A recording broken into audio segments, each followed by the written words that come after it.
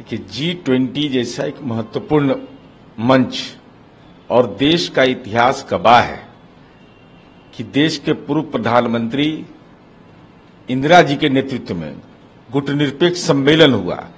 इसमें 116 देश और 22 अंतर्राष्ट्रीय संगठनों ने भाग लिया था और G20 में तो मात्र 17 देश और एक यूरोपीय संगठन ने भाग लिया। तो यह तो एक आम तौर पर जो परिपाटी है, जब से इसका गठन हुआ उसके बाद विभिन्न देशों में इसका सम्मेलन होता है और सम्मेलन के निहितार्थ निकल करके अगर आए दुनिया के अंदर गरीबी, पर्यावरण, मानव विकास सूचकांक को बेहतर बनाना, यह महत्वपूर्ण लक्ष्य होता है।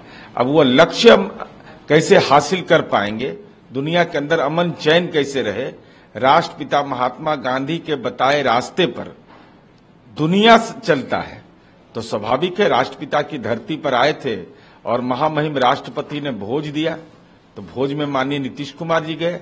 अब इसके कोई राजनीतिक निहितार्थ तो नहीं है। काफी चर्चा हो रही है वन अर्थ की बात ये मोदी कर रहे हैं। अभी ये सब चीज तो भाषण से नहीं चलता है। रूस और यूक्रेन का युद्ध ही अभी बड़ी चुनौती दुनिया के अंदर है। दुनिया के अंदर असमानता एक चुनौती है।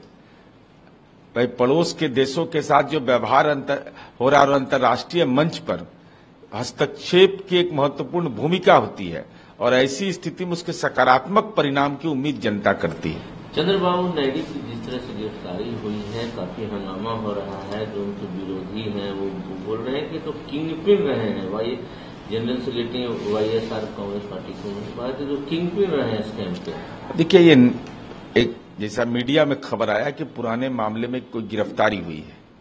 अभी तो कानूनी प्रक्रिया का एक हिस्सा है। क्या अद्यतन मामला है, इस मामले में किस रूप से अभियुक्त बनाया गया है, इसके तो विभिन्न मानक जो होंगे, ये तो अद्यतन तेलुगु देशम पार्टी ही बता पाएगी। राजस्थान का एक मामला है, एक दलित बच्चे को टीचर ने इसलिए पीट दिया कि वो स्टाफ के लिए रखा हुआ पानी को उसने पी लिया। ये दुखद है, ये सामाजिक जकड़न है। शिक्षा का अधिकार अधिनियम लागू है। एक तरफ केंद्र सरकार PM यशस्वी योजना के नाम पर पिछड़ा और अति पिछड़ा क्या, जो कक्षा 1 से 8 तक है, छात्रवृत्ति बंद कर दिया। बाबू जगजीवन राम छात्रावास योजना बंद कर दिया। ऐसे में शिक्षकों का व्यवहार अपेक्षित होता है कि वह समाज के किसी भी तबके का हो, पानी पीने का, उसको खाने का, उसको जीवन जीने का अधिकार प्राप्त है। तो हमारी उम्मीद है कि राजस्थान सरकार इसको संज्ञान में लेकर कठोरतम कार्रवाई सुनिश्चित करे। NIA छत्तीसगढ़ और तेलंगाना में लगातार छापेमारी कर रही है। और देखिए, NIA जैसी संस्था, जैसे PFI जैसी संस्था थी, तो आदरणीय अमित शाह जी देश के गृह मंत्री हैं। कर्नाटक में भाजपा की सरकार थी, 2020 में विस्फोट में उसका नाम आया, कोई प्रतिबंध नहीं लगाया। हजरत निजामुद्दीन में उसका कार्यालय खुला रहा, कोई भी प्रतिबंध नहीं लगाया इन्होंने। नाक के नीचे कार्यालय खुला हुआ था। और जब बिहार के फुलवारी शरीफ में यह घटना हुई तो मुझे जहां तक स्मरण है कि 1 सप्ताह के बाद NIA जांच उसको टेकअप किया। तो हमारी उम्मीद है कि देश के अंदर आतंकवाद जैसे एक महत्वपूर्ण चुनौती है और उस चुनौती के में को राजनीति के दृष्टिकोण से नहीं बल्कि आतंकवाद के खिलाफ उसका राजनीतिकरण मत करिए। जैसे पटना में आतंकी घटना 2013 में हुआ और आदरणीय नरेंद्र मोदी जी ने आंख से आंसू बहाया, कहा कि हम आपको नौकरी देंगे। इनके कार्यकर्ता थे, 6 परिवार ऐसा था, आज तक दर्शन नहीं दिए। नौकरी देने की बात तो दूर, नौकरी तो नहीं मिला, नियुक्ति पत्र नहीं मिला। तो भाई आप ऐसा आतंकवाद पर कम से कम राजनीतिक एजेंडा भारतीय जनता पार्टी तय नहीं करे।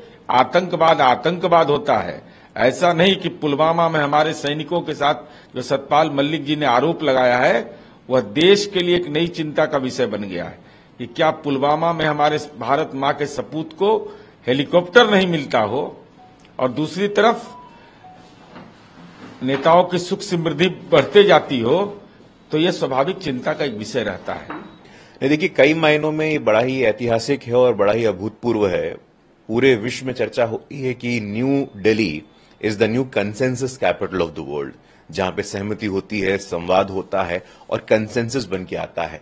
बहुत सारे ऐसे मुद्दे जिस पे पहले सहमति नहीं बनी थी, यूक्रेन का मुद्दा हो या फिर अफ्रीकन यूनियन को परमानेंट सदस्य बनाने की बात हो, तो लेगेसी के तौर पे, विरासत के तौर पे इस G20 को पूरे विश्व में याद रखा जाएगा।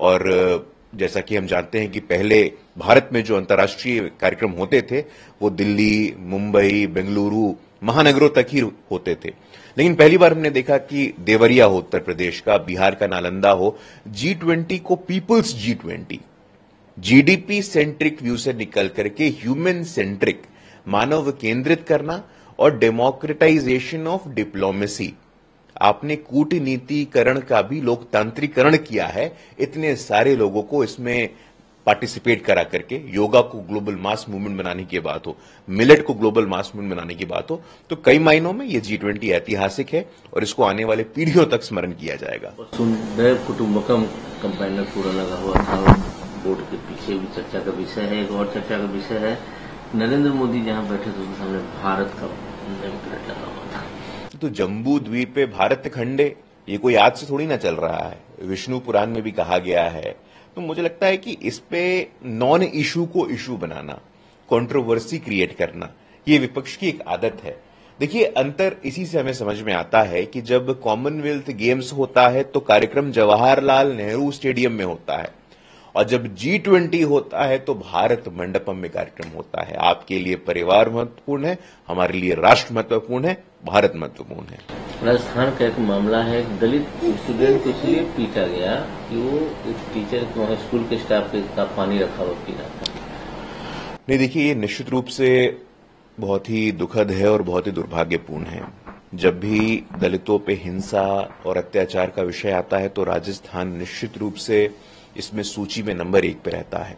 कोई ऐसा पहली बार हो रहा है, वैसा नहीं है, लेकिन जो असंवेदनशीलता है, जो इनसेंसिटिविटी है कांग्रेस पार्टी की, कांग्रेस के नेताओं की, और जो सिलेक्टिविटी है, कहीं और किसी भाजपा शासित प्रदेश में ऐसा होता है तो पॉलिटिकल टूरिज्म करने आप चले जाते हैं। क्या आपके हृदय में, आपके आंखों में एक बूंद पानी नहीं है राजस्थान के उस बालक के लिए, हम पूछना चाहते हैं। तो ये पॉलिटिकल इनसेंसिटिविटी से, ये सेलेक्टिविटी से ऊपर उठिए, दलित में भेद मत करिए। पहले भी ऐसी घटना वहां घटी है। देखिए, राजस्थान में जैसी सरकार होगी और सरकार जैसे सोच को संरक्षण देगी, ये सामंती सोच है, सामंती मानसिकता है। ये सामंती मानसिकता का परिचायक है कि कोई दलित का बच्चा स्कूल में पानी पीने की जरूरत कैसे कर रहा है। कांग्रेस पार्टी की सरकार है, कांग्रेस पार्टी ने अपने संगठन में दलितों को कितना सम्मान दिया, मैं पूछना चाहता हूं। बाबू जगजीवन राम, उनको कांग्रेस अंततोगत्वा छोड़ना पड़ा। सीताराम केसरी, जो कि बिहार के रहने वाले हैं, सीताराम केसरी जी को अपमानित करके कांग्रेस से हटाया गया।